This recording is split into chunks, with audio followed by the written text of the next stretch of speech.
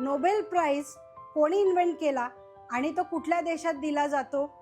Alfred Nobel यांनी डायनामाइटचा शोध लावला, जे मायनिंग आणि कन्स्ट्रक्शनसाठी फायदेशीर ठरलं. त्यांची अखेरची इच्छा होती की त्यांच्या संपत्तीचा वापर हा मानवहितासाठी केला जावा.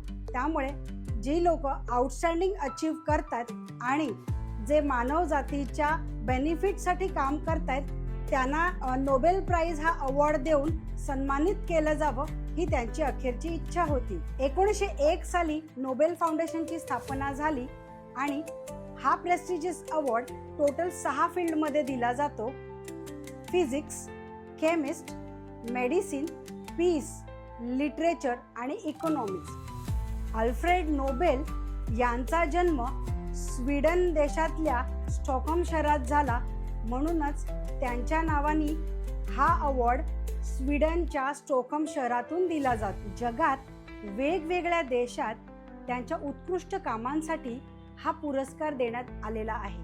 पण आपल्याला माहिती आहे का, नोबेल प्राइज आपल्या भारताला कधी मिळाला? तो रवींद्रनाथ टागोरजींना 1913 साली गीतांजली लिटरेचरसाठी सन्मानित केलं होतं स्वीडन या कंट्री.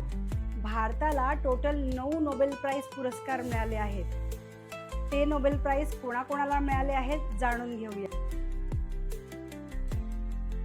आपल्या सर्वांना इंडिपेंडन्स डेच्या हार्दिक शुभेच्छा.